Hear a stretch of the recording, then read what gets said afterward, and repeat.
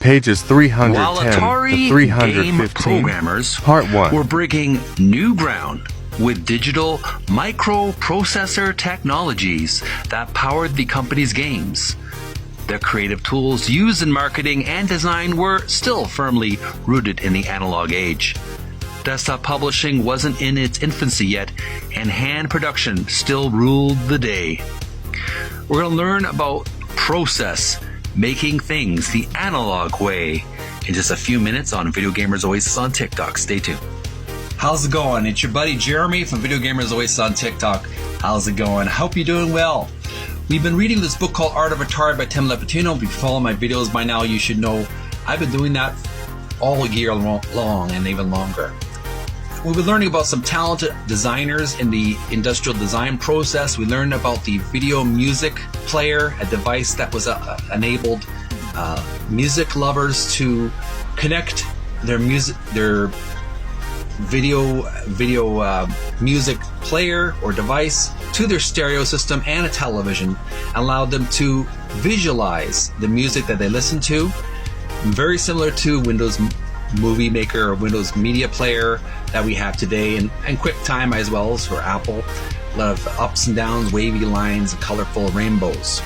Now we've moved on to another segment of our reading. We're learning about process, making things the analog way on page 310. Now this is a long article, so I hope you have some free time on your bathroom break, your coffee break, your lunch break, your shopping break, whatever you're doing. Take a load off your feet and listen to me flap my gums. We're going to learn about some really talented, brilliant people in Atari who did the graphic design for the Atari Corporation before desktop publishing was in its infancy. This is really up my alley because I studied desktop publishing and graphic design in college. I learned a lot of things in late high school as well, and in my personal study time as well. I was really fascinated in marketing art. So we're going to learn about how these artists were pioneers in a very fresh new ground that they were mining. So send some likes and some love if this is up your alley. I do appreciate it. Subscribe to this TikTok channel. So subscribe to my YouTube channel as well, Video Gamers Oasis, for more content in the future. Now on to the reading. Page 310. Process. Making things the analog way. While Atari game programmers were breaking new ground with digital microprocessor technologies that powered the company's games, the creative tools used in marketing and design were still firmly rooted in the analog age. Desktop publishing wasn't in its infancy yet, and hand production still ruled the day. Atari designers and production artists relied on a network of vendors and outside partners to complete the myriad tasks that one designer can do today without leaving her desk. Initial concepting for package designs or advertising would be done in pencil, sketch, or marker form with rough pencils or color studies used for initial rounds of approval.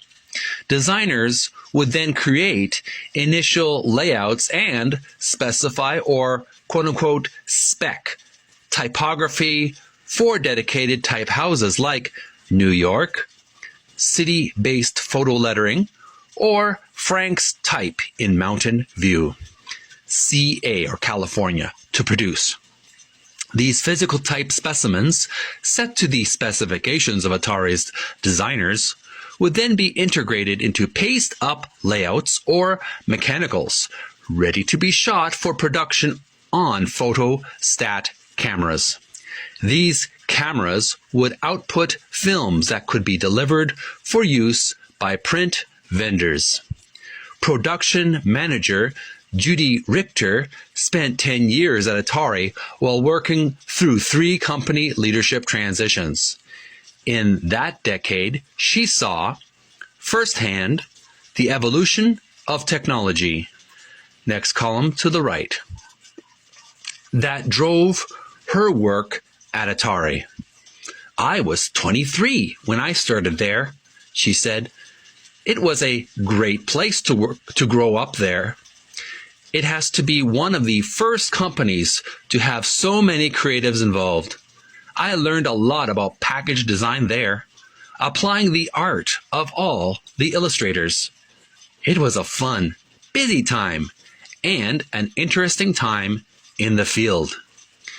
When I started, we had our own type setting, our own dark room, and had to process our own film and send it to printers for the boxes.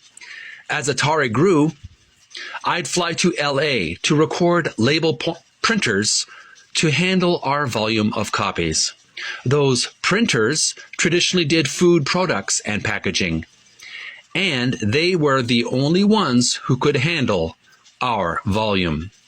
But I had to supervise their quality. The DPI,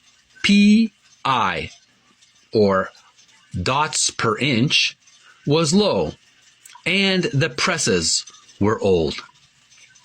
To complete the circle, the original hand-rendered artwork and illustrations for game packaging had to be photographed by a professional, and the resulting 4x10 transparencies would be used and scaled as needed for final placement and printing on boxes. John Hayashi, Director of Consumer Graphics in Marketing, explained how the process would work. In 1976, there was no Adobe Illustrator, no InDesign or Quark. I do remember using those software programs.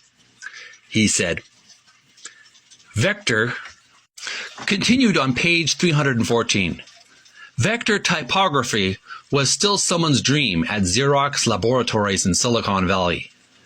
There was no bitmap typography because no one had invented the personal computer yet. Looking back, the reproduction procedure was very primitive in comparison to what is digitally available today. There was tremendous pressure on us to get the packaging and instructional material out on time because of the lead time required, Hayashi said. The game program chips and packaging were bought in huge volume, and the demand to have all the products arrive at the factory at the same time was paramount to management. My job was to shorten the lead time required from concept to finished product. The physical aspects of package design also presented a challenge to Atari because of the enormous scale of the company's production. Costs and deadlines required that Atari investigate early era automation as speed and quantity requirements grew. Richter continued, At first, we purchased an inline packaging system. The machine would assemble and glue. Before that, we were using perfume manufacturers back east. They were the only ones doing packaging at that volume. Printing cartridge boxes came directly out of album. Next column to the right, art production houses. We were then sending it over to Asia to be done, and that was probably done for the first time in the US. It was different there. They would do things manually and piecemeal. That was the first time we started to see counterfeits and pirated games. We're going to cut this video short, folks, and we'll continue on next video because we still have much more to read of this article. So I hope you be patient with me as we wrap this video up, and we'll continue on next video.